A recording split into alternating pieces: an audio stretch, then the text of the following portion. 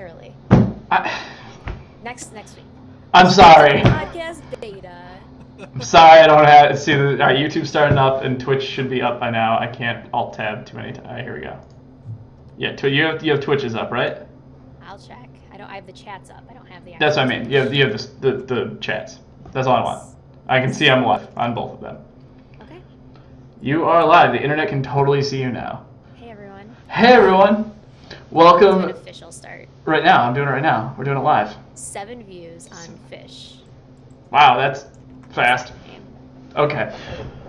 What's up, everyone? Welcome back to season 2 of the GlitchFeed podcast. We're redoing it here. We're going season 2. We're taking that route. We're not doing the more episodes thing. So we're obviously doing a live stream video thing because we're cool now. Better, faster, stronger. Season 2. Season 2. We made some improvements. We got some new technology. You know, we're stepping it up. We're stepping it up. So with me is Sarah, obviously, who's here all the time, and we are joined by a special guest, our very good friend Trey from Twin Stick Radio. Not Troy. Not Troy. Trey. It's gonna be pretty confusing, guys. I do apologize. It's gonna be. Well, it's only gonna be confusing whenever I say anyone's name. Yeah. We'll know exactly who we're talking to, except for you. So I'm going to be keeping an eye on, as everyone knows we're streaming, I'm going to be keeping an eye on the Twitch chats. And I have YouTube chat as well. So if you guys want to join the discussion, feel free. We don't promise we'll see everything, but definitely if you guys have questions or you want to contribute of something you've heard or whatever, feel free to chat in either, my chat, Troy's chat, or YouTube chat. YouTube chat. YouTube chat. We're doing multi-stream. This is we're pretty intense right now. This is so we're just gonna play some Worms while we're talking because we can. So Sarah and I are playing Worms. Trey apparently doesn't work with the Mac version, so yeah, it's the first time having a Mac has bit me in the butt. I guess a game from 2010 doesn't let you join the party. That was before Macs existed. Apparently, before everyone liked each other and everything. So there have been 2 massive releases we are dedicating this entire podcast to. The first is Sarah and I have been spending an abysmal amount of time with is Assassin's Creed Syndicate came out. What was it, Thursday, right? No, Friday, right? Friday. And so far, I've dedicated like a lot of hours into it in a short time. Sarah, I assume you have as well. You've been streaming it too. I know how much you've been. Yes, I have. I've been playing. Well, I haven't gotten very far, unfortunately. I've only just finished Sequence 4. Okay. So I've been taking my time. I'm about 30% through the game. I don't know how far 30% is, really. I don't know anything about the percentages, like how much that actually means to the game. Well, yeah, I've done a lot I've freed up 2 areas, and I've got, like, Sequence 4 I just finished, which is the first major sequence that you can play. Okay. Yeah, I'm on that one right now, I think. But it's fun. Like it's weird to think that like I would be back playing Assassin's Creed after they burned us on Unity and, in my opinion, burned us on 4. I didn't like 4. I've been playing Assassin's Creed forever, but I did not like 4 at all. I didn't play Unity at all. I did not finish Unity. I didn't even buy it, so I kind of took a break. The last one I played was Black Flag. So I will admit I was influenced by the fact that Unity had such bad publicity that I just didn't buy it, didn't even try it out, just saw all the stuff, didn't even know the story. And before that, I pretty much followed every single Assassin's Creed. So yeah. Now, Trey, did you play Assassin's Creed at all? Any of them? I have a weird history with Assassin's Creed. I really it's something that I'm just aware of about myself. I don't like Assassin's Creed games, but I've tried every Assassin's Creed game. I've tried really hard to get into every single one. Like I've played all of them, and I've never gotten past like 5 or 6 missions in, and then I just usually give up. And really? So eventually I will pick up Syndicate. I haven't yet because it came out 5 days before Halo, and that just wasn't happening. We will be talking about Halo in a little while because I also have spent most of my life playing Halo the last 2 days. I did not pick up Halo at all. So. You don't have an Xbox, so you're not allowed. I mean, but the thing is that I was actually watching a lot of, like, because of course the Sony big conference came out this week. The Sony in Paris conference came out. Yeah. And a lot of people were like, wow, Sony really needs to get some content to make me want to buy the game. And I'm like, well, Xbox, all I've got is Halo, and I don't really care that much about Halo. Like, that's the only big exclusive besides Sunset Radio, or whatever, Sunset Overdrive. Sony's in a really interesting position because this year with Xbox, we have, we had Forza, we had Halo, we have Tomb Raider coming out, but where Sony is kind of, I think, kicking Microsoft around is how they've aligned themselves with a lot of third-party games. I mean, like, if you look at Call of Duty and Destiny and Assassin's Creed and Star Wars Battlefront, all of them are advertising as PlayStation, like with the PlayStation 4 banner. Right, yeah, and that's how Destiny started too. I don't know if you looked, that was in the list, but yeah. Well, and I think that, like, as much as Halo's cool and Tomb Raider is cool and, Forza is cool, I think that, like, what's going to be most influential to the average customer is, I really want to play Star Wars Battlefront. Oh, there's a PlayStation 4 logo, so I'm obviously going to pick it up there. Right. But that's a game that's not not console exclusive, but I see your point, because even with, like, the indie developers, PlayStation's kind of doing it right in terms of they're locking in a lot of these smaller games that more people are playing. It seems like they have a bigger library, but not a bigger first-party library. Yeah, and I just think I think it can't be stated enough with how many consoles Call of Duty has sold. I think that, like, regardless of the fact that it's on everything, whether it's PC, PlayStation, or Microsoft or Xbox, I really think that, like, whoever Call of Duty is aligned with it pushes consoles. That's why 360 sold. I think that's going to be a main reason why PlayStation 4 sells now. Yeah, and I think too that this whole console war isn't as prevalent anymore. Like, we can keep talking about how, Xbox versus PlayStation, but the reality is that exclusive, like, big name games aren't happening anymore. All these games are generally coming out on both consoles. If not immediately, they're coming at least, like, timed exclusives. Yeah. And if that's the case, it's like, it's not that big of a deal for this console war. It's all about hardware, and it seems as if PlayStation's doing better on hardware, and Microsoft has acknowledged that. Probably. And at least that's why I bought a PlayStation over an Xbox, because, like I said, Halo and Sunset Overdrive were the two big names. And on PlayStation, it's like, oh, okay, you have Infamous. Both of them, there wasn't really anything I wanted to play. The Final Fantasy games are on all consoles. Right. Games are on all consoles. So I looked at hardware, I looked at all this other technology, and it seemed like PlayStation was the better purchase. So, Troy, do you have both, or do you just have an Xbox One? I just have the Xbox One. Okay, I have both. Oh. Which I don't say to, like, I don't say to be like, hey, I'm so rich I can afford both consoles. But I think it's a really interesting middle ground. So, Troy, why did you pick Xbox over PlayStation? I've always been the Xbox guy. It mostly came down to PS4 didn't have the exclusives that won me over. I am a Halo fan. I'm a fan of more of the Microsoft franchises. So I went towards that primarily. I mean, it was things like Dead Rising that I loved, so I stuck with it because of them. At PlayStation, I never had the Final Fantasy thing. I never had the I don't know, any of the other like, I can't even think of any Sony, like Uncharted or any of those kind of, like, obsessions. So I never bothered with it. So it's purely out of, I'm not interested. They just didn't win me over. But how did we get on this topic? I forgot. From Paris Games Week, I think. Oh yeah, from your dumb Paris Games Week talk. I say dumb, but it was actually really cool. I watched a lot of the trailers too. Yeah, that was a pretty. I mean, because they skipped Gamescom, so. They did, and it seems like the gamble's paying off. They gambled on. I said, this is my line from last night's video. I'm sorry, but they gambled on not having a big showing at Gamescom, and then they showed up to Paris Games Week with everything that they could have shown at Gamescom, but now they're not competing with anybody. They're the only news this week because they're the only ones there. Yeah, the same thing kind of happened at Microsoft at Gamescom. Like, since Sony wasn't there, right, it was really easy for them to steal the show. They stole the show, and now Sony's kind of getting their revenge a little bit with the huge, like, Until Dawn, the Until Dawn VR announcement, the Horizon Zero Dawn gameplay trailers, wild, a lot of really cool games coming from Sony. And plus we have, man, I cannot for the life of me remember the name of the studio right now.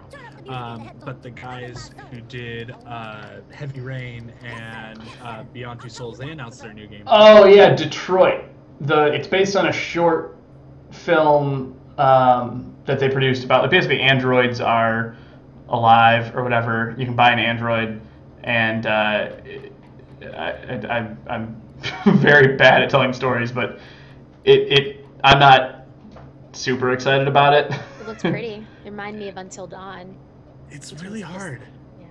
Yeah, because I loved Heavy Rain. I skipped Beyond Two Souls just because everyone else skipped Beyond Two Souls. Well, I mean, it was one of those things that like it just didn't review well, and I was going to waste my money. But I can't help but be excited for this game because it's totally up my alley. Like I love like those Telltale Until Dawn Heavy Rain style games. Story kind of things, yeah. Yeah.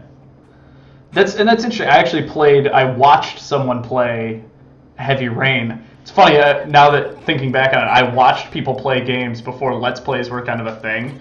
It was interesting to think back, like, oh yeah, I never played it, but I watched someone play it, which is basically the same thing as sitting on YouTube all day and watching a Let's Play when I really broke it down. But it seemed cool, but again, it wasn't something that really won me over to the console. It's very story heavy. Yeah. I hate games like, I have a hard time with Telltale games because I constantly think of what all of my choices are doing to me in the story. Like, I have to think about everything I do for an hour, and when your entire story is now based on a QuickTime event, I shit my pants. So, not to get too far away from this, but like I'm the same way. Did you guys play any of Undertale yet? I've played a limited amount of Undertale, and yes, I had the same problem of all of the choices I'm making are going to kill me. And I'm sad. I got through the beginning of that game, and I went and looked up a big. I'm not going to spoil anything, but I went and looked up a big choice that you can make, and I didn't make that choice because I didn't know how to do it. And I did the exact same thing you did. I know exactly what you're talking about. The first zone, you have to make that one big decision, and I didn't know how to do it. You don't even realize it's a decision because you try to go the good route about it, and it like brick walls you. And yeah. Then you look at it afterwards, and you're like, how was I supposed to know to do that? Like it was so frustrating. Yeah, I'm with you. Yeah, but I mean, going back to, I guess, since we are pretty much going off the same topic of Assassin's Creed and stuff, I know, Trey, it sucks because you haven't really seen it. Have you seen anything about this game? Oh yeah. Assassin's Creed. We actually, I'm not sure. Yeah, at RTX, we all got behind closed door demos. Yeah. And I've been watching Let's Plays and stuff. Like, I've been following it. Plus, I'm friends with Chris, who is a big Assassin's Creed fan, and so he's been telling me a lot about it, too. Yeah. Train. Yeah. But okay, so I mean, like, so we said we're not that far, and we're not going to go into detail about spoilers or anything, but I guess I'll go into detail before we go into the Halo, PlayStation versus Xbox, all that big talks today. But so I just wanted to go over opinions about this, and I know it's an abrupt change, but I wanted to talk about our opinions, and maybe Trey, you kind of, since you have played the previous games, maybe it'll bring up some questions for you about certain things. But I don't know, there were actually a lot of classic things going on in the game, and then there were a lot of new features in the game. So, like, for example, the whole leveling up system for both your assassins and your gangs. And your gang, yeah. Which surprised me, because I knew about the assassin, but I didn't know about the gang. I knew about the gangs a lot, like, closer to the release, but it's really awesome. So if you're not familiar with Syndicate, you get your whole it's the regular leveling up of the assassin with some new abilities, which we saw in Unity at least. I don't think we had it in 4, from what I remember. But it kind of adds a dimension of you have to keep playing to get better at the game, which is great. But then they also added with the gang, you have to level up your gang to get you. It's how you get more income. It's how you get more more followers to help you out, and better followers to help you out. It's really awesome when you think about it. It's kind of like all of the older like income upgrades from even Assassin's Creed 2. Is it like the Brotherhood stuff? It's exactly like the Brotherhood stuff. It is, but it isn't. I mean, because it's very much you have a tree of how you build everyone up. So, and it's all buy things. So you can buy perks that would increase the level of your characters, like from 5 to 10, but you also buy perks that would basically say, hey, you've just purchased the bar to gain more income. Here's other things you can increase to get more income off of that bar. And Right. it's not based on sending them out on missions. It's like you go around, you pick up stuff, and you just spend money to increase them to these certain skill trees. Right. It's sort of like Brotherhood a little bit in that they're followers. You can but you can grab them out of the wild. Basically, they're all just kind of roaming around. You just recruit them. It's kind of similar to like Saints Row a little bit. If you've played those with like the gang members, you can just see them and go, yeah, I need a couple gang members. Come over here and help me. Go attack these guys. So, did either of you guys play Metal Gear this year? The new one? Yeah. No, you got the I was wrong gonna ask crew. a comparison between that, because I thought that stuff was handled really well in Metal Gear, at least. I mean, like, the thing about the warfares, or the gangs and the skills, like I said, is that just finished, basically the 4th major mission arc in the game, so I still have, like, 5 more to do, and I've basically leveled a lot of my guys up, like, my 2 assassins up to their top tier perks, and I've leveled my gangs up pretty well, so it's, like, it's really nice in the beginning, because you have things to pick from, but I'm at that point where it's kind of like, oh, I guess I could choose to get better horse buggies, or I could choose to get, like, fire trucks to show up. And it kind of becomes insignificant after you pick the perks that you're really interested in. Yeah, but I feel like it's more of a minor feature of the game, the whole level up thing. Because at a certain point, you're going to have all the skills, and depending on how much side stuff you do beforehand, you're going to have all the skills halfway through the game. So it becomes really how you apply your skills to the actual story missions and things. Yeah, and I guess I kind of wish that there was a little bit more variance between Evie and Jacob. Yeah, they build it as a lot more of like they're totally different skill trees, and you're gonna have to level up both separately. But when you really broke it down to, there's only like 3 abilities that each of them have that the other one doesn't. Right, and the abilities aren't that big. Like I kind of, and it directed me. Like I focused on Jacob being my powerhouse, getting the health stuff, Yeah. maybe getting my stealth. But then even then, it's like Jacob had a lot more to build up than Evie. Like there was limited stealth features, and it Right. seemed like she really could have been a lot more stealthy. And they made her seem like she was a lot more of the stealth individual than how you could have built her. Like, I think one of her perks was, here's some extra knives, and another one was, she can turn invisible if she's standing still. And it's like, that's not crazy. Like, it's not crazy cool tiers. It's 3 out of, like, 20 perks. Yeah. So one of my big problems with Assassin's Creed is how it's kind of... It's promoted like a stealth game, but the stealth stuff has always been really light. Like I think the first one that kind of overemphasized it was Unity, and even then it was kind of pushed to the back. It sounds like that hasn't changed that much with Syndicate. No, it's very much. I actually kind of joked that Syndicate is what Unity should have been, in that technically and how they kind of how operationally it works is very much like Unity, but more polished and less buggy and more a complete picture. So yeah, the stealth is kind of a secondary. You can do a stealth mission, but it's really, as long as you kill that guy, it's going to complete. So whether you do it stealthily and throw knives, or you just kind of jump in and press X and counter a bunch, you're still going to win. So yeah, I think it definitely is a very light stealth. I think I compare it to like Arkham games a little bit in terms of stealth. Like, it's not necessary to be stealthy, but it just makes combat a lot faster. It's no Hitman. Like, Hitman looks like one of those games where I'm gonna really struggle with, because it's basically gonna be like, I have to not trigger anything or do anything, but like Assassin's Creed, it's like, if you make a mistake, like there was this one thing where it's like, don't shoot anyone, and I shot a gun, I'm like, well, okay, I guess I'm fighting all these people that are gonna come running now, no big deal. So it's kind of like, you can be stealthy, but if you make a mistake, it's not going to break your run. Right. And, I mean, but there were some interestingly satisfying things. Like, the first story arc, like, they kind of showed us, Trey, in the story that you played, that each time you fight the final, like, boss, so to speak, the mini-boss, is that you have these side options that impact how you play. So it's like you could free this person in order to have this be easier, have this more people as a presence. But what was interesting that I saw was that you could go over this roundabout way and create a unique assassination situation. Yeah. Which was really interesting. I don't want to say exactly what happens because it was just really fun. But it's like, yeah, you could go in and you could like hit him with your gun and he'd be dead. But if you go about this roundabout way, you sneak in, you do these specific actions, suddenly you get put in the perfect situation to create a side cutscene that creates a unique assassination attempt. And how does that affect the story? Because that's not something that we're really going to see. Is that a big deal, or is it just kind of one of those things where it's like, oh, you can do it if you want to? You can do it if you want to, and like I didn't see the full cutscene that it triggered, but the cutscene itself was very much more of a look at this character's personality. Because like going through that entire sequence, you never actually met the main guy you were trying to kill. It was more of a research, find each guy, lead us closer to that main guy, and then kill him in this specific mission. Whereas, like, in previous Assassin's Creed, it's like you'd follow this guy for, like, 20 missions. Right. And you'd fight, like, back and forth. And that kind of provided you with a sense of, I can sit here and wait in this situation, and he does this monologue, which kind of gives me a better idea of how messed up he is. And so it was interesting, but it wasn't something that, like, would affect you in a negative way if you missed it. Like, he didn't talk about anything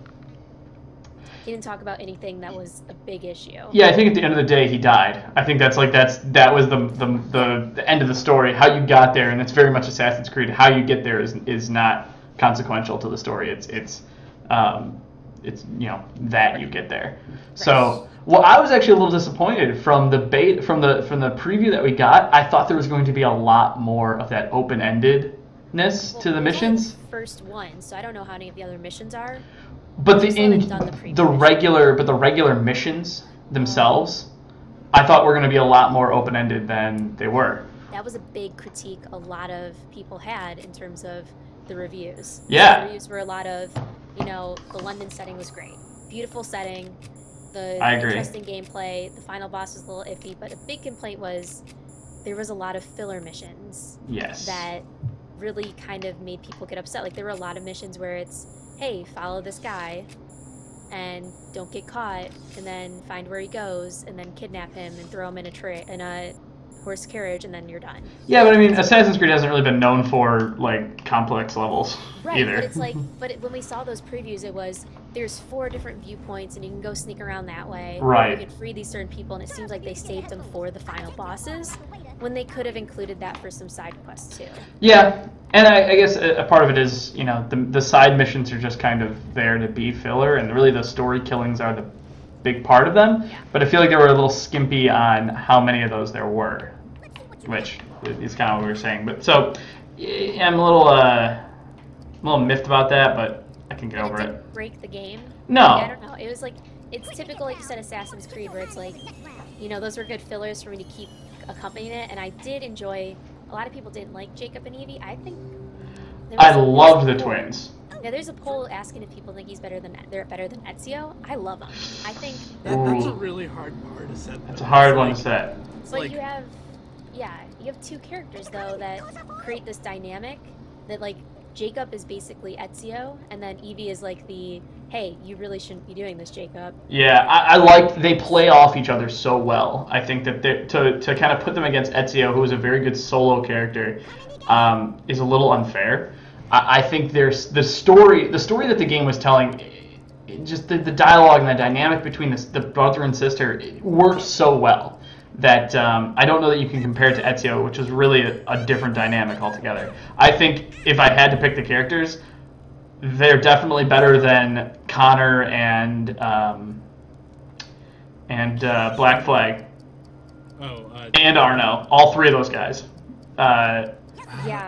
Edward Kenwick. Yeah, all 3 of them pale in comparison to Ezio. So I think Evie, Jacob together, I think is a good. I don't know. It feels good. It feels good. And I haven't gotten far enough along, but I definitely feel like Evie is the one that's like the one that's always focused on getting the goal of her father. Like, she's the one that's like, hey, Jacob, don't mess around. But Jacob seems like he's the one that's going through the major personality growth, kind of like what Ezio went through. Yeah, I'm with you. Like I said, I haven't seen it yet, but he being that fun guy who's like, I just want to go kill people and do all that stuff. Like, he's very assassin. He's very Assassin's Creed 2, where Evie is more like the Brotherhood and Revelations Ezio. That's kind of a bummer to hear that it sounds like the character development is going with what's his name, with Jacob, because I think that part of the the allure of this game for me is Evie being in it. Like, it's the first main console Assassin's Creed game that has a female character, and it sounds as though, like, I think the tenet of a good story, of good storytelling, is character growth and development. And if that's only leaning towards Jacob, and it doesn't seem like it's going that way with Evie, it kind of sounds like she was just kind of put in because of Ubisoft's.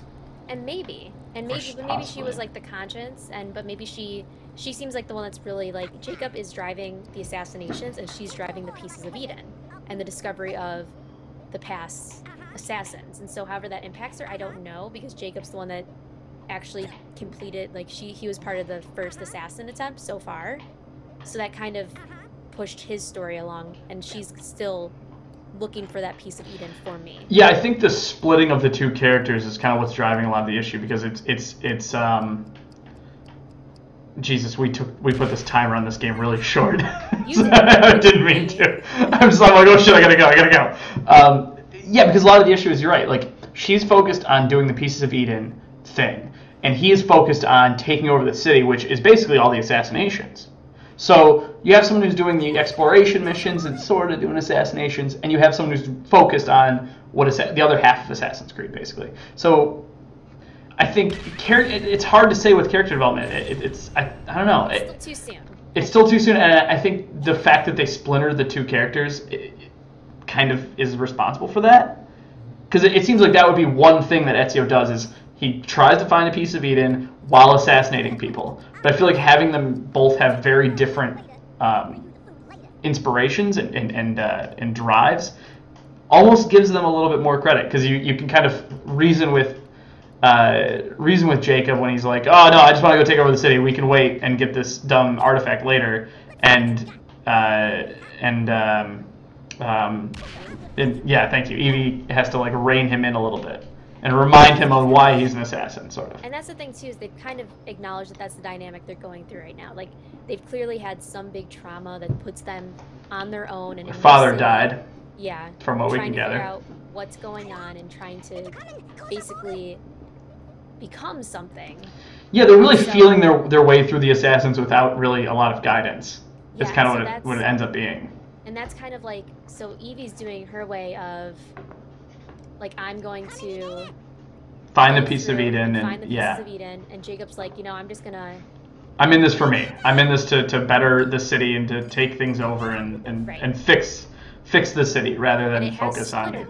Like, it's splintered, not in a negative way, but it is showing that you have these two characters that are being pulled apart when they need to get together as a team. Right, because ideally they have their own traits. And they want the same thing. They want the Templars out, which has been every Assassin's Creed game, but they're going about it two totally different ways. Yeah. So, and yeah, I think as farther we get in the story, we'll probably, that'll piece itself together a lot more. But we're both very early in the story, it seems like.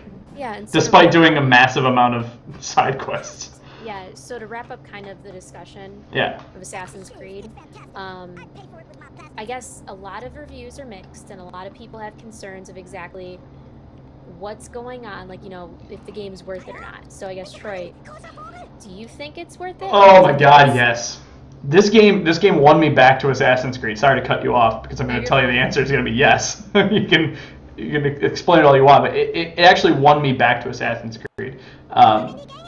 My girlfriend is playing through Syndicate. She just played through. I watched her play through the entirety of Unity, like the entirety, 100%ed it Unity, and it was painful to watch because it still wasn't Assassin's Creed. And then going back and watching her play Assassin's Creed 4, still wasn't Assassin's Creed, still a pirate game. So this is finally the first game that feels more like an actual Assassin's Creed game, like Assassin's Creed 2 and a little bit of 3.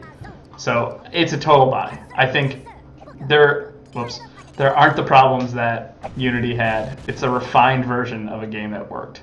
So I agree. I'm also very inclined towards Assassin's Creed. Like, a lot of the common people, like, I don't like it because of this. I don't feel that way.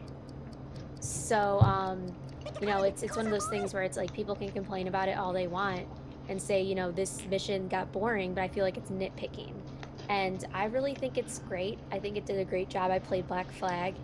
It wasn't my cup of tea, but it was It was good. It was okay. I mean, it played different than in every other Assassin's Creed game. Good job. Oh.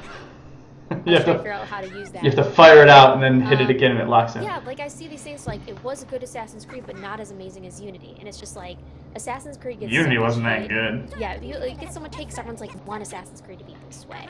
Well, they want Assassin's Creed to be Assassin's Creed, and I will say this 1,000 times. Assassin's Creed 4 was not an Assassin's Creed game. It was a pirate game with an Assassin's Creed label. Black Flag. It's Black Flag. It's called Black Flag. Whatever. I No. love Black Flag. Black Flag was part of the 3 arc.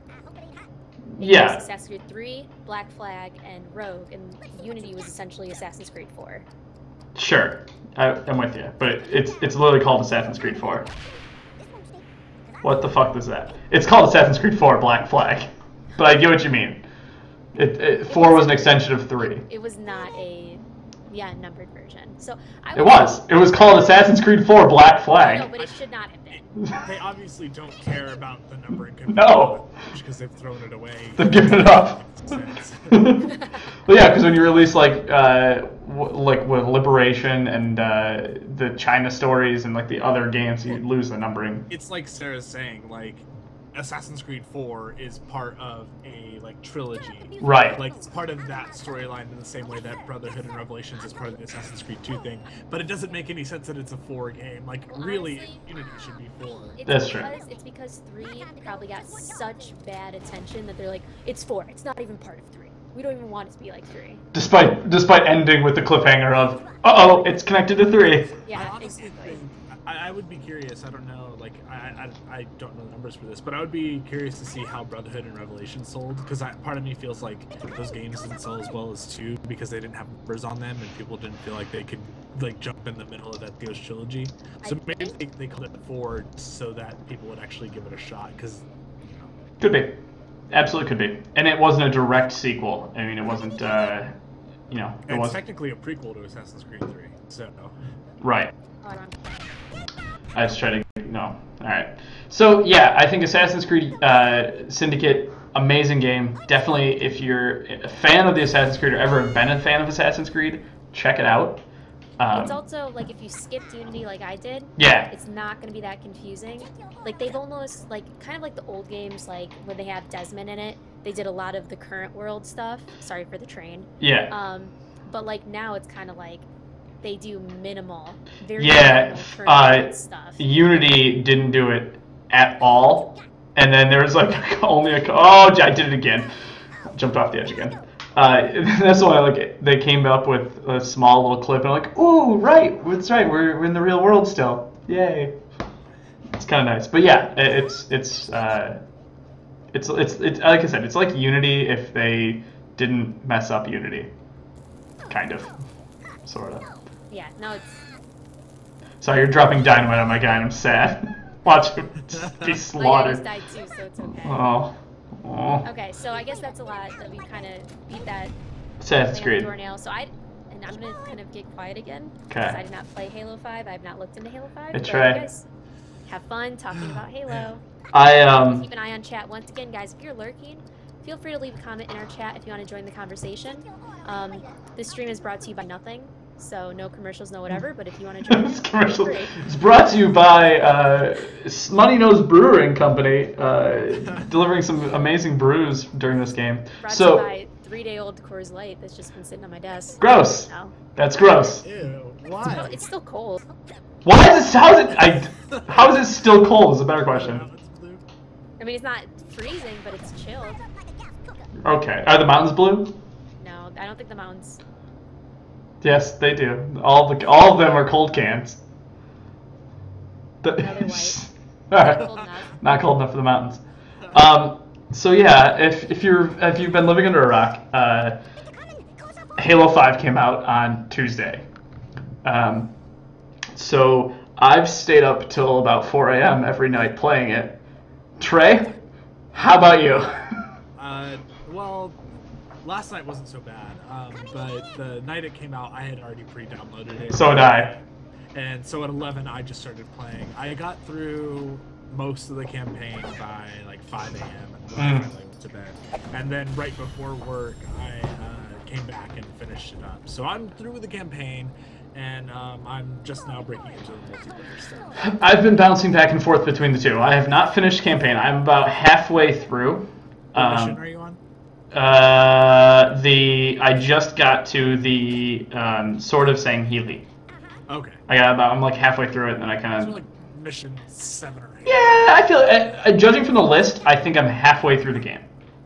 Man, so talking about campaign reference, this is a really weird Halo game because there are 15 quote-unquote missions, but typically, like, I just got through playing through Halo 4 because I had been a while since I played it, and I wanted to refresh myself on the story, and those missions are so long. Oh my god, yeah, they are. 30 minutes to an hour. Yeah. And Halo 5 is like the opposite. Like, honestly, I think that Halo 5 has the best single-player mission design of any Halo. But the problem that I have with that is that those missions are so much shorter than every other Halo game that it's a little bit disappointing because you get really into it and then you realize, oh, I'm on the next mission. Yeah, but I kind of like that because, like you said, Halo 4 and really Halo 3 and still even Halo 2, their missions were so long. If you wanted to play through like a mission, you had to dedicate a solid hour if you're playing through on like heroic or legendary. You had to put a lot of time into it. And like that was half the issue was like I don't have that kind of time to put into it. I think Maybe I that's played just- a game through of Reach, like a playthrough of Reach all in one setting, maybe like 8 hours straight.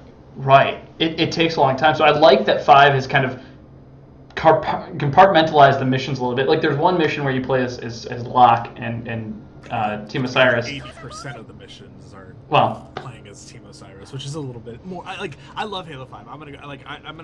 It sounds like I'm complaining, but I'm gonna like that was another one of the bummers is that you hardly ever play as Blue Team in Halo 5. And when you're playing through the story, it kind of makes sense why you're not playing as Blue Team.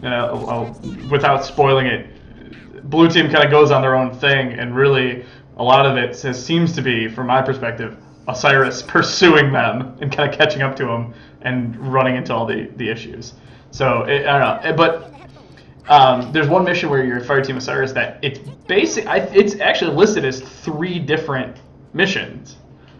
But they break them out with like cutscenes and kind of hard edits, and it makes sense. Like I kind of like that it broke out because they're 3 different parts of the same movie. What the fuck was that thing that I just did? The termites? Yeah, I don't know what that was. I'm not sure I that's- think the main problem that it causes, I feel like in the past Halo games, like every environment that you were in and every setting that you were in is so much more memorable because you were there for a little bit longer. Whereas like these quick tidbits, like I said, I think the mission design is the best of any Halo game ever. But because you there are quick bits, they're quick 15-20 minute story missions, but like you don't really like the locations don't feel as special. Like even though the environments are awesome and the encounters are great, like it's hard to remember like, oh, I remember this specific encounter in this area because they're so much shorter. That is a good point. I think I'm picking up what you're putting at. I think I'm picking up what you're putting down, but you're exactly right. You're not spending as much time on these planets that you feel connected to them. Like Halo 2, you're on Delta Halo for so long, bouncing between different views of it that you kind of connected with it. Whereas this one, you're bouncing from planet to planet, from station to station to mission, and you're not really absorbing it as much. Even more than 4? I mean, even 4, you were on the same. You were in the same place. You're on Requiem, so you True. kind of had connected pieces of it. But you're still kind of jumping all over the place. A little bit. The biggest issue is that I think a lot of the locales are just forgettable because of bad mission design. Yeah, Like, 4 playing was. through the Halo 4 missions is a huge chore. So the places feel less special because you're just like, I want to get to the next cutscene and be through with this. Right. Yeah, you're like, I'm done with this area. I just want to keep moving on and get through it. Yeah, I was not a huge fan of 4's campaign. I liked it because it was a different story and it was a new kind of chapter for them. It's a new trilogy for them. But I could have taken or left that level design. Yeah, it was okay. I still always love Reach, and I think Reach I love just because I'd always play it with people. Like Reach, I think, was perfect. I think Reach was what they should have went the route of Reach with Halo 4 and 5 in terms of like they had big set pieces, big open missions.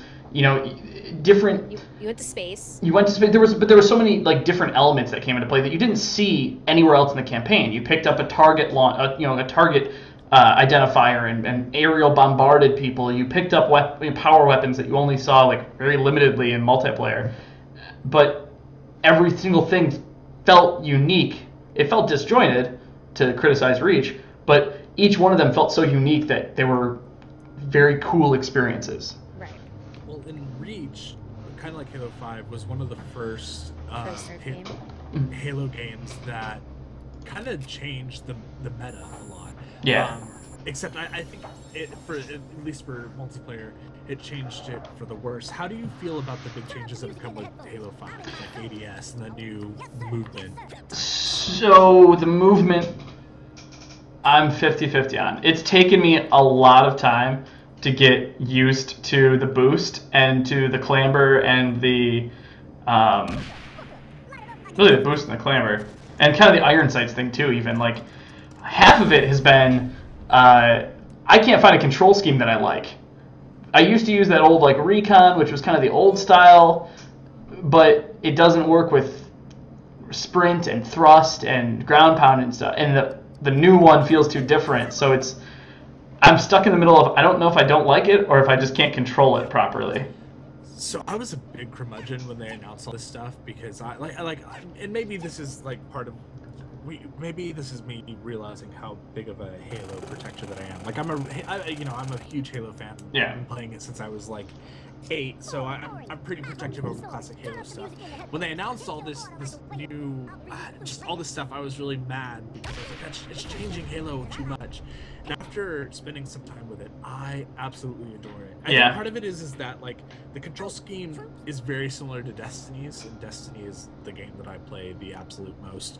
So maybe it was easy for me to get used to, but it changes Halo.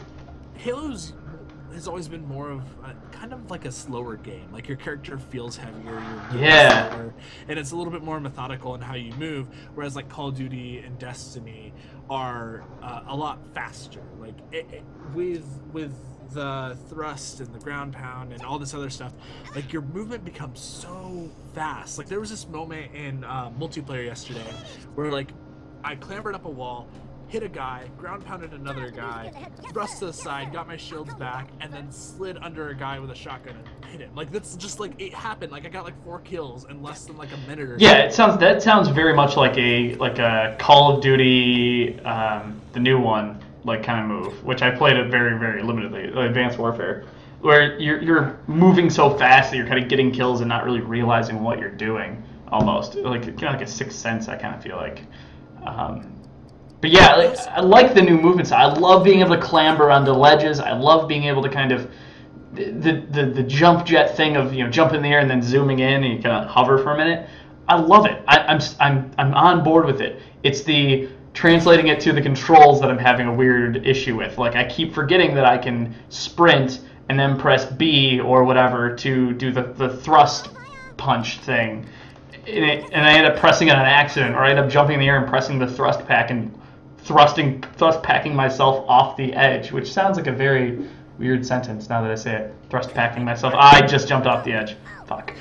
All of the special moves in Halo sound like they belong in like an 80s thrust punch. Thrust punch, ground pound. Ground pound. Pretty sure that is. Anyways, yeah. So, you've been playing multiplayer, right? I have. I've been bouncing between the two, and I have some feelings that I would like to share. Let's start with Arena. Let's focus just on Arena for a minute. All right. Because I have a whole Warzone and a whole separate piece I want to talk about. But Arena. So this Arena is it's where all of like the regular Slayer modes kind of live. That's where you find your SWAT, your Team Slayer, the new Breakout mode, which is the 5-on-5 elimination, kind of like a little Counter-Strike-y feel. That is what the fuck? Oh, okay, all right, great, cool. That's what I wanted to do. I just bazookaed it was the wind. All right, that was the wind. Anyways, I like It's the classic Slayer mode. I like that there's classic Slayer. I love the new Breakout mode. I think it's a totally unique spin on Slayer. I'm a little miffed that there aren't as many objective modes at all. Like, you've got the team mode, but I've only really played Slayer in it. And you have SWAT, those are all Slayer modes. There isn't really a like team objective or a like 3 base kind of control each area. Yeah, I haven't played them yet. I haven't played them yet. There's no Oddball, and there's no, what's the other one that there's not in the game? Oddball isn't, and I think maybe not Territories. Yeah, Capture the Flag. There's a Capture the Flag type. There's another like quintessential. Juggernaut. The Juggernaut mode. Oh yeah, the one where you pick up the skull. No, that's Oddball. It seems like. But yes, it seems like Arena's more focused on more competitive play. Like they're really pushing hard for Halo to kind of intersect with that esports. Yeah, absolutely. Competing with also a little bit of the Destiny multiplayer. No, they are.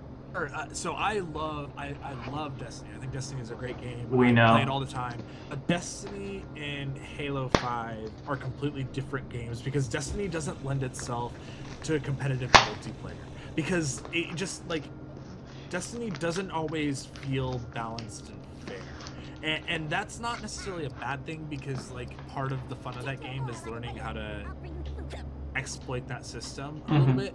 But with the way that Arena goes, like Arena is balanced to the utmost, like with the utmost care. Like everything just feels like every gun that's in that mode feels worthwhile. Even the pistol, which is a gun that has been forgotten by Halo since like Halo 2. Yeah. Like the pistol is one of the best guns in that mode. Halo feels a lot more serious than Destiny does, and I don't think that they're necessarily competing with each other. I just think that Arena is going to force out like a casual audience. It doesn't really lend itself to casual play. I think you're right. I think a lot of the issue is that I love game modes like the Team Action Sack playlist, the fun, like not serious modes, unranked kind of play, and there aren't any unranked. I did it again. Did you? You're still alive. I'm still alive. There aren't any unranked playlists. It's all ranked play, which I don't have a huge issue with. Or I have a huge issue. I don't find comforting. The good news, I think, is we at least know that Big Team Battle is coming, and it's going to be a separate playlist in the same way that like Warzone and Arena are. Right. I think that 343 is kind of. They put themselves in a position where they can change multiplayer and change the different lobbies that exist, and they've shown that they've been willing to do it. So I would expect that maybe that's coming in the future. It's a bummer that it's not here at launch, but at least it'll be coming in a free update because every piece of DLC and update content for Halo 5 is free. Which is good. I have another, well, I'll lump that in my Warzone point of the free content part, but you're right. Like they have the option. I mean, like they haven't. Big Team Battle's not going to launch. Is not there at launch. It's not going to launch for a little bit. Forge isn't even in the game until December, I think they said. You've got a lot of time before I think a lot of things happen. And I think once Forge comes out is when we'll see more of the fun social stuff. It just seems so limited right now. And even I was looking at a couple posts on Reddit about custom games that are not really, the custom games even aren't there because of not having, customization that they have. Like you can't build a Team Fiesta, like the random weapons game mode, because you can't change the weapon spawns. Yeah. Which is it's a small piece, but for a game that was built on something like custom games in Halo 2, and that's how a lot of people started playing multiplayer, it's weird that they've kind of drifted away from it. It's actually a little annoying that they drifted away from it. Yeah, I mean, I was never a big custom games guy, and I think that for me, what? I'm so impressed with how hard and well they nailed the whole esports thing. Like, I really think Arena. Yeah, you're for Halo as an esports, and you're absolutely right on that. that I'm not really like. I just don't. I don't feel like I miss a lot of that stuff, and maybe I will with time because I'm getting kicked around pretty hard in arena. Oh God, yeah. I just they've nailed the esports thing so hard that part of me is like you know it'll come with time. Like I can put up with it. Now, what do you think about Warzone? Warzone. I am like 75-25 with it. 70-30 with it. 70 against it, 30 not. 30 okay with it. Really? I think it's a poorly balanced and totally ineffective system. I hate the requisition system. I think it's a part of it is I think it's a cash grab for 4-3-4-3 to kind of keep the game free. So I appreciate what they're doing, like that's how they're going to pay for their free DLC. Basically what you have to do is you have to buy requisition packs that have your power weapons in them, and you have to use those to unlock that weapon during the game. Now, you only have a limited number of them, so if you want to spawn with a rocket launcher, you have to burn a rocket launcher card. If you, for example, spawn and are killed immediately, you lose that rocket launcher card. It's gone. You've just wasted your entire chance at using a power weapon. But the big thing about it is that you have two options for buying it. One option you can use real currency, so you can put $15 of Microsoft currency on your account and use that, or you can just play the game. And that's a good point. It adds up, which I can understand the frustration with that requisition system, but one of the things that you can do is you can sell cards that you don't use for requisition points. So that's true. But not for that much of them. You can only sell them for like 75 to 100 each. But it was enough with you also get requisitions all the time when you level up. That is true. As long as you're playing enough matches and winning matches, you can pretty much buy a requisition pack every other match, it seems like. I can understand why the system's frustrating, but I don't really have a problem with it because, like, I played last night and I played for like 2 or 3 hours and pretty much exclusively played Warzone for that time, and I was able to buy 2 gold packs. Yeah, I've racked up a lot of credits. I've had a lot of opportunity to buy like requisition packs, so I haven't been like struggling for requisition packs, but it's still like. I don't like the fact that your game is based upon how many cards you have and what your deck kind of looks like in a sense, and what your collection looks like. Because you can have 100 Scorpion cards, and yeah, you can't spawn them all, but every time you die, you can get another one. Like, there's not really like a... It's skewed towards it a little bit. When you use a big requisition, so say I order a Scorpion tank, so as you play through the mission and your team makes points, you unlock different tiers of weapon availability, and weapons are locked into certain tiers. So Mongoose is like a tier 1 vehicle, whereas a Scorpion is like a tier 5 vehicle. Yeah. So this and that's probably not accurate, but it's close. It's just an example. I'll be right back. What happens is when you buy a tier 5 vehicle, so like if I buy a Scorpion, it knocks me down to like tier 1, and it has to like slowly regenerate those I guess tiers until I can rebuy them. Am I making sense, Sarah? I'm not even paying attention. You guys are just... It's microtransactions and card collecting and a collectible trading card game and addiction. Sounds terrible. See, the thing is that Warzone is a MOBA.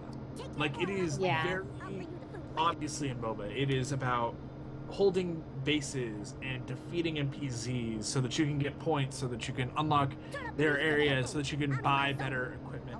It's very much built in the MOBA space. But that's not... I mean, that's kind of like the whole Destiny being an MMO, and you expect it to be a certain way, and it's like, it just seems so unnatural for a Halo game to have MOBA traits in it. When you complain that certain things are missing in the game, and it's like, if they didn't spend a lot of time on the MOBA, maybe they could have focused on the other things that were not as well done.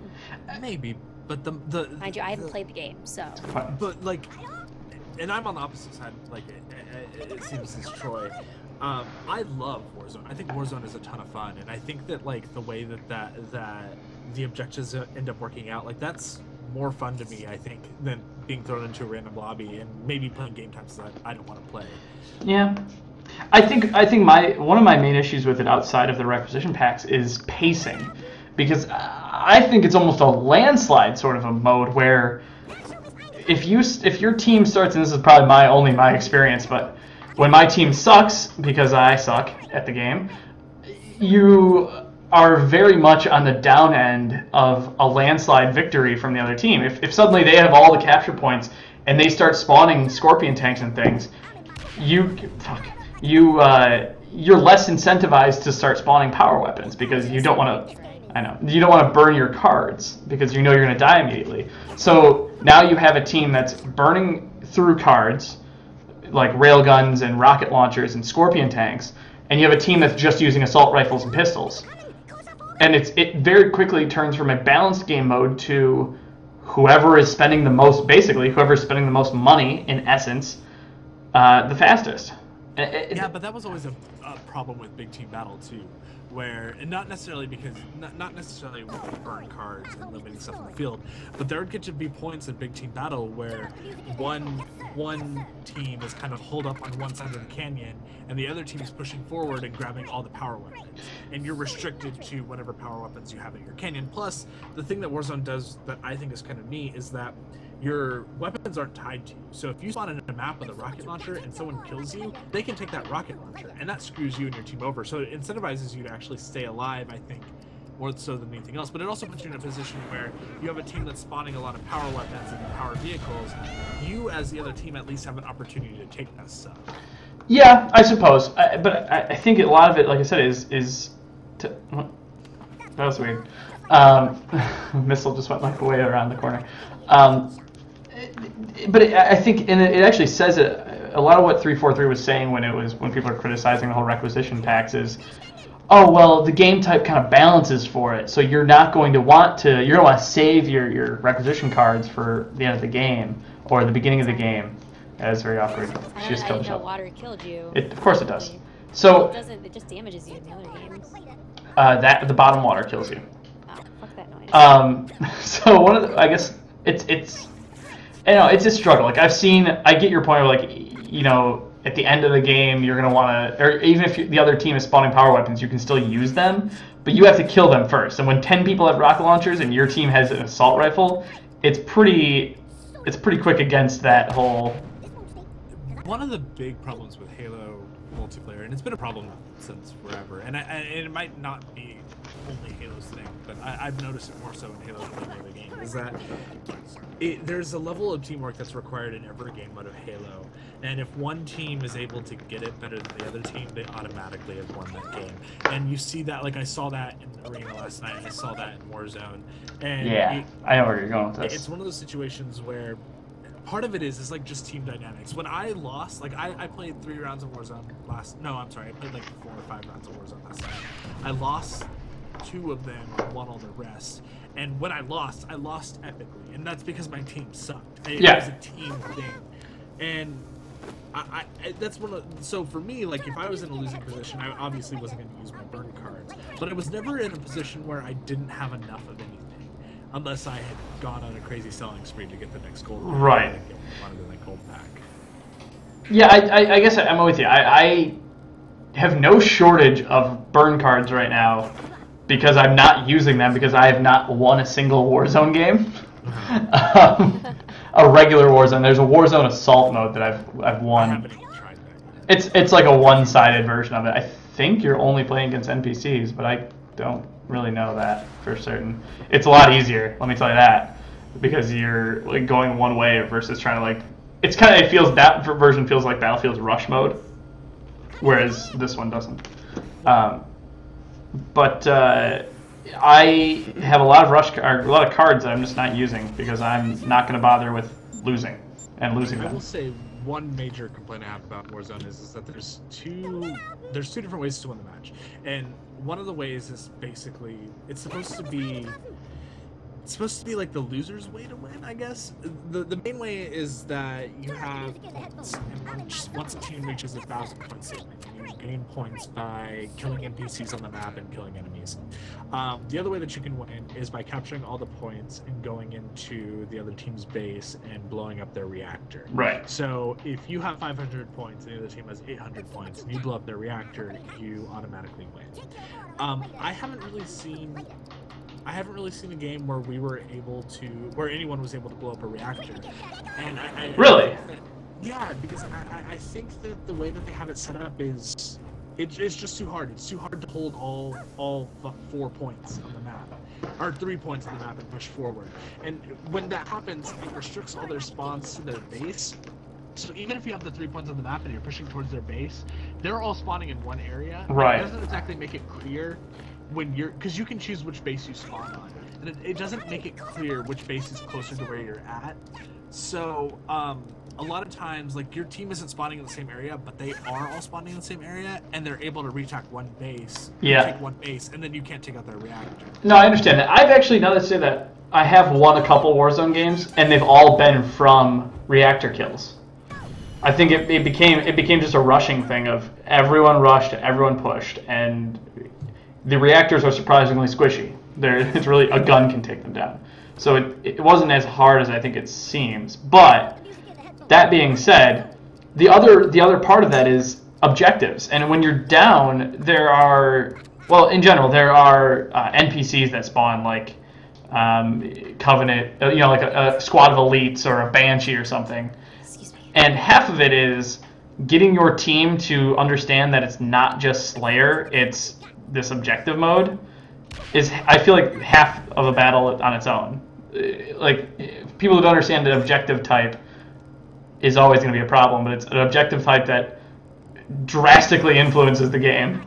Well, you just have a lot of people that have never played a MOBA before, and that's what this is. Like, It is a MOBA, and in the same ways that, like, in a MOBA, you don't just go after your other people and try to kill them. Like, you also have to kill NPCs and push forward and hold points. Like, right. I don't think people understand how to play Warzone yet. No, I think I agree. I don't see. It's 50-50 because I don't like it.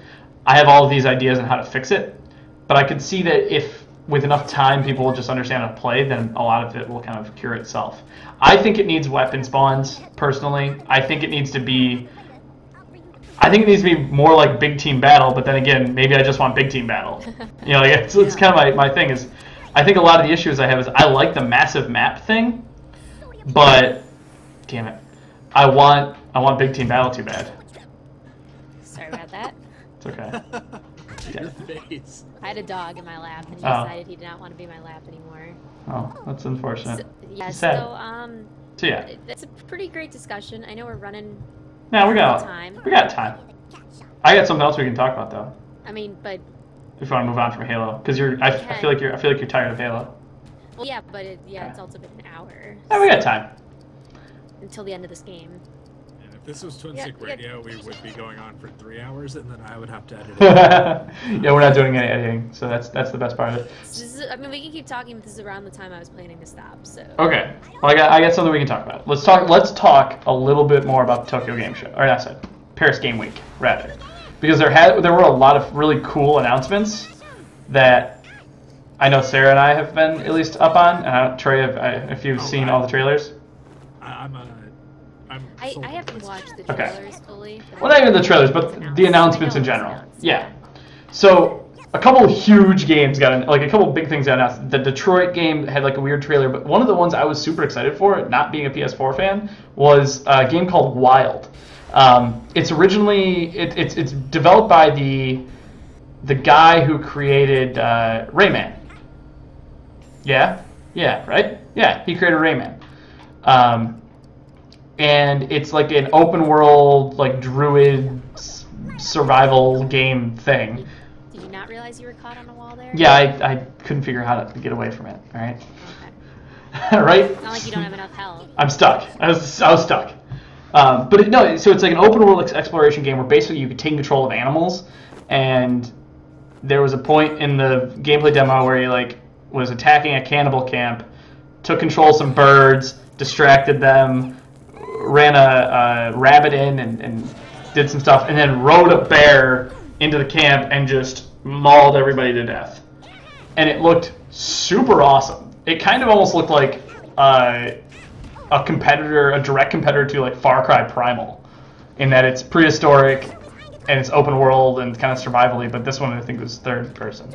But it looked super awesome actually. It was one of those that makes you question like, oh, maybe I should get a PlayStation. Maybe you should. Nah. Probably not. But it looked pretty cool. I'm the stickler though for it. Like, I can't justify having two entertainment consoles. If the PlayStation did something totally different than the Xbox does, of like media center-y stuff, I would. That's the same way with me with Xbox. It's like there's not enough to pull me over. It's like the same thing with the Wii U, which we talk about all the time. Yeah. It's like the Wii U is great, but the amount of games I want, like I can't justify spending $300 to play one game. Right. One thing the PS4 does that the Xbox One doesn't do is allows you to actually navigate through the menus. Oh, yeah. And that is such a mess right now. So funny that you bring that up, because the Phil Spencer during the Xbox 5 or the Halo 5 stream announced the new Xbox One experience would be coming to all console owners on November 12th. So that's the new dashboard, and the backwards compatibility is coming to any Xbox One owner. It's actually currently on for preview members. So like I have the new dashboard and the back. Yeah, You've had the backwards compatibility for a while. I've had the backwards compatibility for a while, and I just got the new dashboard itself. The new dashboard, it brings it more in line with the Windows 10 app, which I'm using a lot because that's primarily how I play my Xbox now, is through the streaming thing. So it looks better, it organizes things a little bit differently, but it feels more like a good interface. The old Xbox One interface is shit, and I'm totally with you on that. But you have to remember, so did the first Xbox 360 dashboard. That one sucked too. The blades. The snap dashboard that everyone's talking about. Like it's so whenever you go onto a screen on the Xbox One right now, it's just squares of stuff. Yeah. And you open up a square and it brings you into a submenu where you can collect stuff. But a lot of times it just doesn't make a lot of sense the way that it's laid out. You'll go to the store page and you'll click on something and expect to be taken to the store, but it really just takes you like it's Windows 8. Yes, exactly what it is. It's directly built on Windows 8, and this new mode is essentially built on Windows 10. Yeah, because Windows 8 was terrible. Yeah, it's that whole Metro thing. It's new age. Everything needs to be square and clean, and it all needs to be on like everything's a grid, and everything's its own app. Everything's its own separate thing. I want to hold you to something that you said. You said, well, you just have to remember that the Xbox 360 also had a bad initial thing. It's 2015. The PS4, it's not perfect. Its menu is not perfect. It's true. But you can at least navigate it. There's no excuse why Xbox figure that crap out. You're absolutely right. I think they were trying to conform to like. See, what I've said before is Xbox is moving towards parity with Windows. And I think it's a great thing for gamers, because it's going to be able to pair things like the PC and the Xbox to one audience. I'm sorry, two audiences to one platform, and it's going to be fantastic for the whole ecosystem of gaming. But part of that was making Xbox look like Windows 8, which sucked, and now making it look like Windows 10, which is better, but still weird for a console. I think that direction you're talking about is really only good for one type of gamer, which is the type of gamer like you that has a PC that can kind of have parity with your Xbox One. I think the vast majority of people just don't have that. And I think that was the reason why, like, as a big 360 guy, and I don't know if Sarah agrees with me, why I went the PS4 route, because the PS4 is just a gaming machine. That's what it does. It does it well, and it does it, I think, and sometimes better than the Xbox One does. It's cool, like the new technology and all that's really cool, but it doesn't affect everyone. It just affects people that have a PC. I chose, I was in that dilemma. I went from an Xbox 360 to choose which system I wanted. Backwards compatibility wasn't an issue, so it was a blind buy. And they did advertise the Xbox One as like the all-in-one entertainment system, but that's not what I was looking for. I wasn't looking for a place to connect to my internet and TV and everything. I just wanted a gaming system, and PlayStation was the better price, the better product, the better quality. and it, as always, didn't have as many games I didn't care about. The only reason I'm considering Xbox One now is backwards compatibility. I can take all my games that are currently on the 360 and play them on my One, I'll buy an Xbox One because that'll be 20 games automatically on the system. But right now I'm not going to buy it for Halo or whatever, because all the games I want, like even Tomb Raider, yeah, it's coming out exclusive, but I can pick it up eventually. Final Fantasy, I can pick it up on both systems. Right. So it's more of, it was the better value for me, and we're still seeing it. It's like everyone's claiming it's the nail in the coffin when PlayStation dropped their price again to the same level as Microsoft, and now it's like, I mean, even Microsoft was like, yeah, they got us. Well, and I think we like our stuff, we like our product, but yeah, they got us. I think definitely PlayStation has won it out with exclusives. I have to say, from the Paris Game Show or Paris Game Week alone, like the games that are coming out for that look amazing. Yeah. Things like the Horizon Until Dawn or Horizon Zero Dawn. There's too many. First off, Horizon Zero Dawn and Until Dawn, I confuse all the time. I'm like, that new dinosaur game, Until Dawn. Yeah. They're both exclusive, right? Until Dawn? Yeah, they are. Until Dawn's exclusive, I'm assuming. So, but like things like that, and then like Uncharted 4 just got like new multiplayer announcements and trailers and stuff. It looks, they're definitely winning on the exclusive game. But it's, even when we say winning, it's like, it's not Winning. the same as 360 versus PlayStation 3. Where Right. it's like, there were so many more, and even then it's like, a lot of the JRPGs aren't even coming over here. So PlayStation would have had a lot of JRPGs, because Japan didn't like Xbox at all. Right. And now we're not even seeing those. So it's like the exclusive is such fine hairs of like a fine line between which exclusives work for which system. And if you're a Halo fan, yeah, of course you're gonna pick up an Xbox. Right. But like me, if you're not, you're kind of just like, I mean, it's a sacrifice I'm willing to make, because a lot of the other games are both cross-platform or they're coming on PC. Like especially with Xbox, it's like Xbox and Windows 10 now. It's like, I'm good. In Microsoft's defense, like it's really easy to say like, oh man, PlayStation has all these awesome exclusives. The thing is that they're not putting any of them out. They're all just marks on a calendar. Whereas Microsoft has been so consistent about putting out exclusives, whether it's Sunset Overdrive or Dead Rising or Halo or Forza or Tomb Raider or the Gears Ultimate Edition. They've steadily been, or Rare Replay. How could you forget Rare Replay? Rare Replay. I see all those, and I'm like, yeah, okay. Well, and that's the thing. Like they may not appeal to everyone, but really the only exclusives on Sony this year were Bloodborne and Until Dawn. I mean, yeah, there was other stuff, but like the two most notable ones were those two games. I think that Infamous was last year. No, Infamous Second Son, or the Dying Light, whatever the new DLC, standalone DLC was. Yeah, that came out. Like, still not monumental, I would say, compared to those other two games. I think when you look at how sales are going to end up this year, Halo and Forza are going to kick around the Sony exclusives. And yeah. But I think 2016 is going to be a big year for Sony, just based on what they've announced. But you're right. They're all dates on a calendar. None of these games have come out, and a lot of them are just now getting dates. Things like No Man's Sky, which has been hyped for God knows how long now, 2 years, I think. It just got a rough release date window. Yeah, like of a month in the next year. So like a lot of them, they're so far out. When I was doing the video last night for the Daily Glitch, like all of them were to be determined PlayStation 4 ? Because I'm not even sure they're going to be PlayStation exclusive by the time they come out. And those games do look cool, and they are offering. They seem to be offering a more diverse experience than what we're getting with Microsoft, where Microsoft is pretty much shooters. That's I'm looking.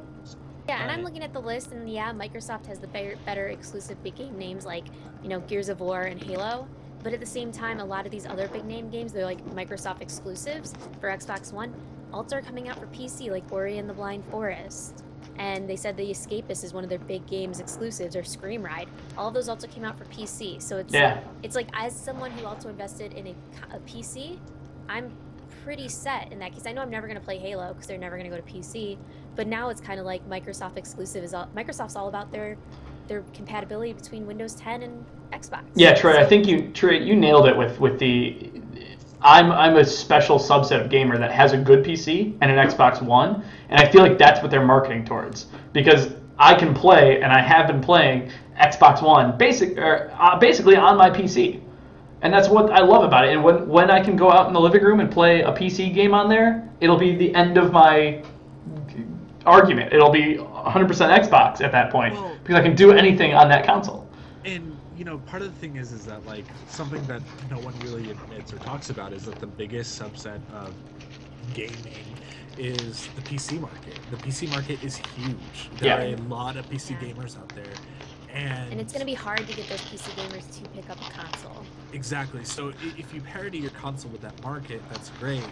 But at the same time, like PC gaming has splintered off and become its own thing, and it hardly ever intersects with console gaming. Yeah. And it seems like people who play on console and people who play on PC, for the most part, are two different, parts. Very different. Ecosystems. Very different. And we've seen a really interesting trend that a lot of people like is the console PC cross play.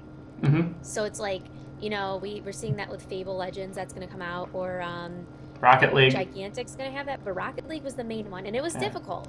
And Smite as well. Smite also is one of those, I think, has it too. It's difficult to get those platforms up, but now that it's happening, it's almost really kind of encouraging that, and so that way people who can want to play with their friends on PC, they can, or like we said, we almost played Rocket League tonight. Yeah. Trey with you on PlayStation and us on PC.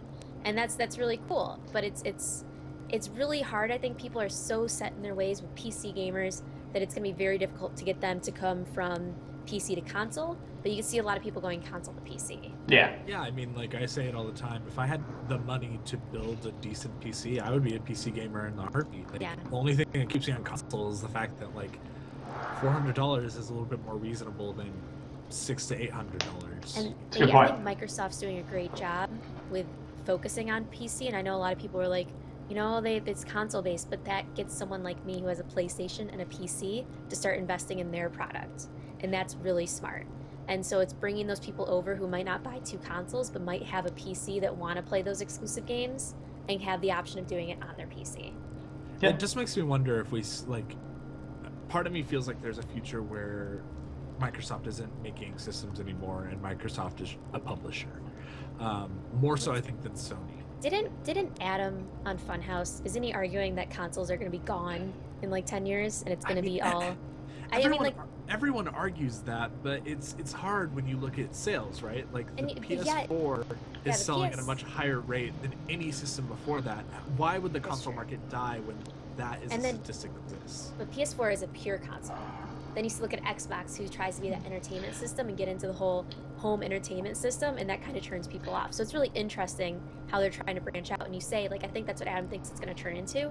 But like you argue, PlayStation's doing everything right and keeping it clean and gaming.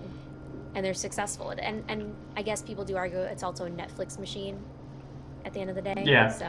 I think if we're talking very, very long term, in the very future state, I think we will see the loss of PCs as we know them, in terms of we will have a separate work PC and a separate gaming PC, and that gaming PC will closely resemble a console, and that you can play it anywhere in your house, but will have the power of the PCs that we have now. I think that parity will come across where the Xbox One is sort of hitting it, of we're mixing user experience and friends and social with gaming a little bit more than the PlayStation has been. But that's this way, way future state where we can get that parity of mouse and keyboard kind of bullshit. Yeah, and you see the Steam box and stuff. Yeah, that's what my next point is. The Steam Link and the Steam console, that's, I think, where the future is going, where you will developers will put out for one platform, and that is quote-unquote PC, as we know it now, and you will be able to play it on your TV, your mobile device, your tablet, your gaming center thing. The big difference between PC and consoles right now is upgrading. You buy a PlayStation, the only upgrading you're going to get is the pushed patches. PC, it's like, if you need to upgrade your graphics card, you can upgrade your graphics card for those new games, and it's going to look pretty. It's a fluid system versus a gated system. But on consoles' point, they have a set price point that they always meet. PCs are off the board. That's the problem about this all PC future, is that, like, you see it with Steam machines right now. There's a $400, $500, $600, $700, $800 box, and they do different things. They have different minimum specs and different settings, and games look and play differently on there.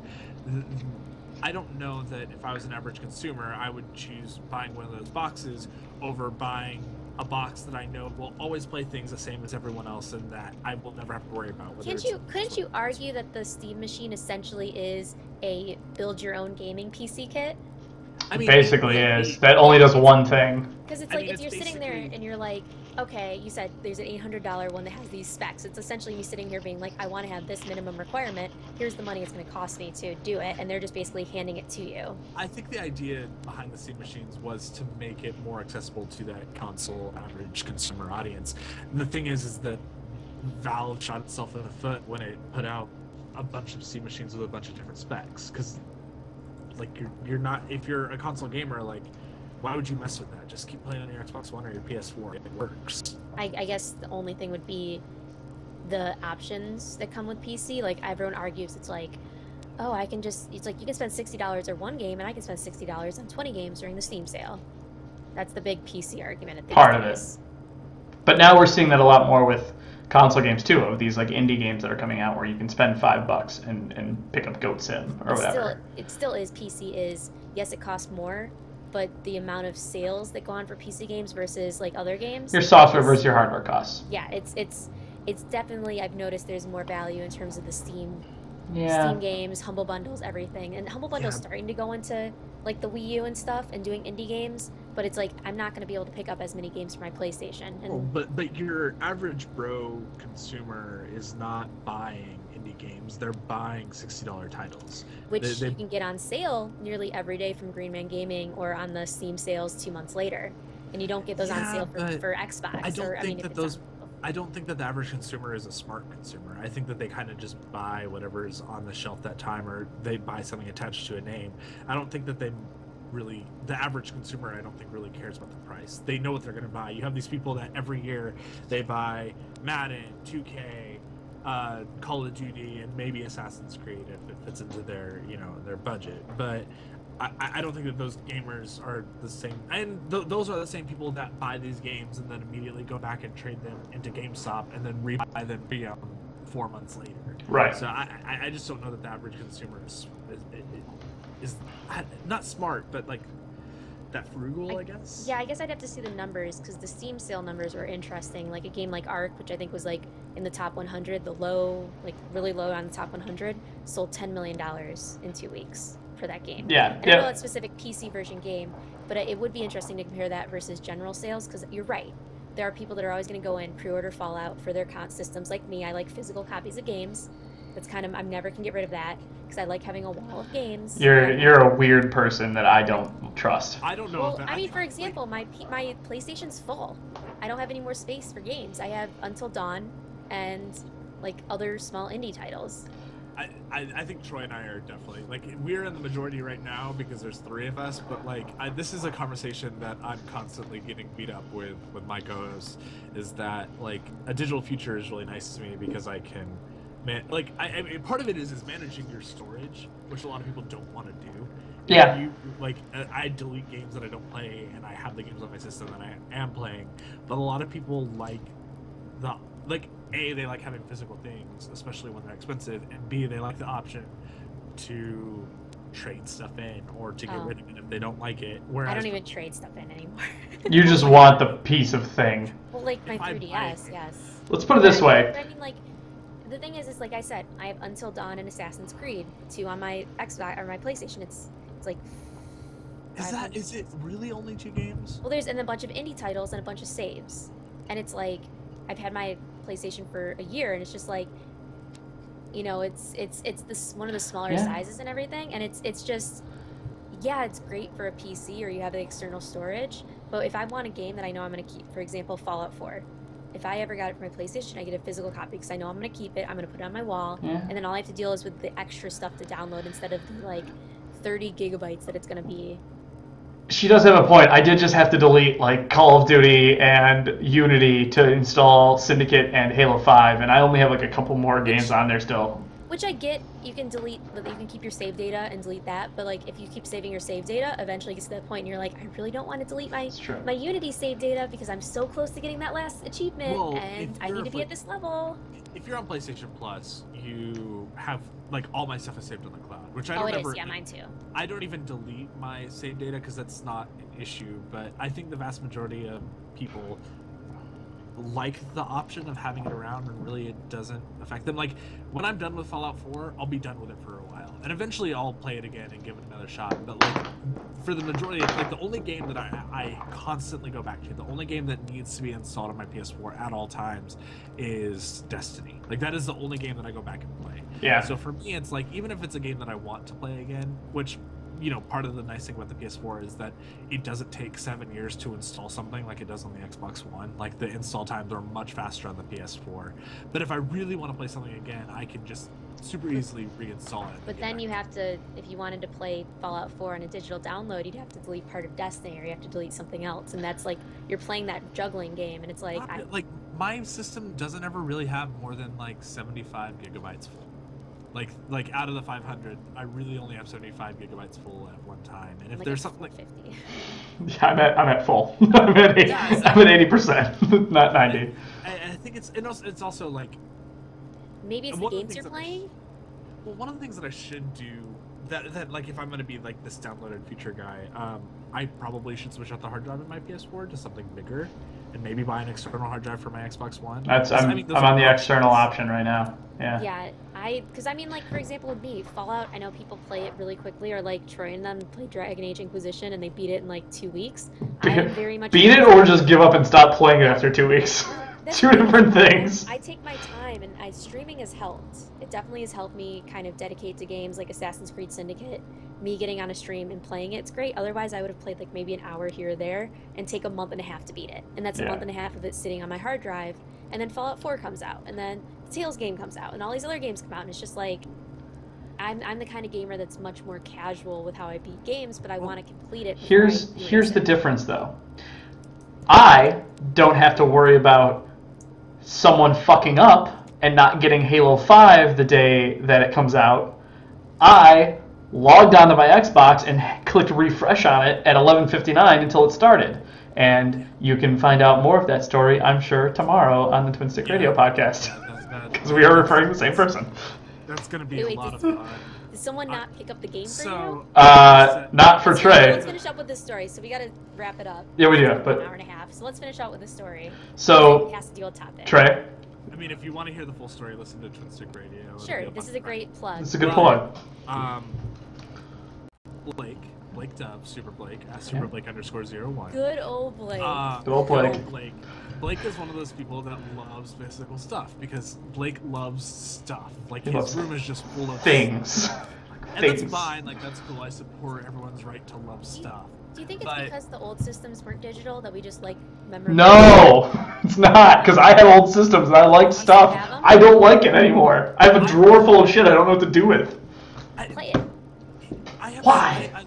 I love so many different forms of media. I don't have room for it all. It's so much easier for me to have it on a hard drive or have it on an iPad than it is for me to have shelves and shelves full of crap that I'm mostly never going to use again. Exactly that. But anyway, Blake is not that kind of person. Blake is the type of person who has books and books and games. Well, he bought the Halo 5 Collector's Edition. And if you're not aware, the Halo 5 Collector's Edition is really dumb because it doesn't come with a physical copy of the game. It comes with a download code. They offered to let people who bought the collector's edition send in their code, and they would send them back a copy of Halo 5. Right. People pitched a fit. Yeah. Well, apparently Blake did that, and he didn't get his copy of Halo 5. So I think a fan or one of his friends or family member ended up buying the game for him because he had sent his code in, and they didn't get in the game when it was supposed to get there. So he was going to be in a position where he wasn't going to be able to play Halo 5 at all. Right. Yeah, he was on Twitter for a while raving with Xbox support. Like, I've tried calling, I can't get a hold of anybody, no one tells me where anything is, you guys effed up. So, and I'm just like playing my digital. Yeah! I'm like logged out at 11:59 going, boop! Already downloaded the patch. But at the same point, I saw a bunch of people on Facebook who were complaining like, oh, I got Halo 5. I guess I have to go install it for 10 hours. And I'm like, it was already done. I already had the patch, I already had the game. I pressed play. The preload, it was Fallout 4 preload is happening a few days ahead of time. If you have a physical copy, you do still have to download a patch on day one, but you can't preload it. That is on your 1.2. Same thing that happened with Halo 5 is if you had the physical, bought the physical, you had to go home and install the game, which is another issue with the Xbox PC One that's only, ridiculous. The PC discs aren't Blu-ray. It's not Right. an issue for the Blu-ray discs. I know we're closing up, but that is every game on PS4 and Xbox One. You have to You install should- it onto your hard Yeah, drive. what's the point of the disc? And- That's why I stopped buying the disc. When I got my Xbox One, I got Halo Master Chief Collection, and it had to install the game to the hard drive. I'm like, then what the hell is the point of having the disc? I try to take the disc out and play the game, and you can't play it. You have to have the disc in. It makes no sense. The game doesn't play off the disc. Like if you notice when you're playing Yeah. a game on, sorry Sarah, when you play a game on disc, your disc drive isn't spinning. It's not playing. Basically, the game starts up, it checks your discs to make sure that you actually own the game, and then you're playing a download of the game anyways. That's how, that's the same way that backwards compatibility is working. why- So it's like it doesn't make a difference. That's why it's ridiculous to me. Why anyone would have physical media. Can I just point out that in terms of physical copies, yes, I do have a lot of digital copies, Assassin's Creed's digital, whatever. I only pick out physical copies of games that I want to keep for memorabilia now. I'm just saying, Well, I don't do that's- everything. I do it for certain games, very limited games, like Alright. Until Dawn, I picked it up. It's Probably fine. shouldn't have, but Well, I did. Memorabilia. Like I don't mean It to looks sound nice. like. No, but I mean, I get your point, and I agree on it, and it's great, especially for Fallout 4, seeing that. And From a being function an perspective. being an educated person and seeing the news and them telling us as consumers how it works, I'm going to pick out Fallout 4 as digital. I don't know which one I'm going to pick it up on, but it's going to be digital. It sucks because I would love to have a physical NBC. copy, but I want to play it at midnight on launch, and I'm not going to be able to do that if I get a physical copy. That's true. Because there will be patches, and Well, it see, will take and- forever to load. The other advantage for us non-East Coast people is that we get to not play the games at midnight. Like we get to play them Yeah. an hour earlier. You guys or 2 suck. hours You get earlier. played at 9. You get it. The West I get it Coast- at 11 you get- because I'm yeah. central. Yeah, it starts at midnight Eastern, but then it's. But You guys suck, for is what you do. certain Why do they games- suck? It's the same exact time as we play. But it's We're a all playing different at the same time. But I don't have to get up at 8 a.m. in Pacific time. Do you get Yeah. Veterans Day off? No, I don't get Veterans Day. I get Veterans Day off, so I might get 2 days off to play Fucking this game. suck. All right, we do need to wrap up. But I wanted to first thank Trey for joining us from Twin Stick Radio. And if you really quick, not really quick, Plug it it. take as much time as you want. But Plug it. please tell us about what you guys do and your channel and all that. And who And the hell are you? yeah, So what? Twin Stick Radio is a podcast where it's just 3 guys. Sometimes our soundboard guy jumps on and talks. But it's 3 guys. We sit around and we we talk about the news. We talk about big topics in games, and we yell at each other and say mean things to each other. We're on iTunes and Stitcher, or you can go to our website, twinstickradio.com. One of the best ways to get our content updates is just by following us on Twitter, Twin Stick Radio. But yeah, we're also, I don't know if anyone here is interested, but what? I just distracted them. Half-Life 4 has just been confirmed. Oh, okay. HL4. I was like, wow, that's a big deal. We need to talk about that, but it Wait, what about 3? That's what they said. It's confirmed, but are they just skipping 3? It's Horse Life 4. God damn it, Sarah. Oh. You were so excited, weren't you? Yes. But we are doing a GoFundMe at the moment so that we can get some better equipment. So go check us out at gofundme.com/TwinStickRadio. And thanks, guys. I had a good time. So, well, we did too. We fell in love with these guys at RTX this year, and they were absolutely the coolest of people. So definitely check out Twin Stick Radio. I've been following them on their Stitcher account from listening to their podcast for a while. So it's pretty great. Go check them out. But in the meantime, you I can. just saw a Hitman trailer that just released. We're never gonna end this podcast. Horse life again. Is it Horse Life? Is it Horse Life 4? God! It's Horse Fan. Guys, thank you so much for hanging out and Yeah. listening to us. The video podcast. Let us know in the comments below or in the chats if you're watching. Wait.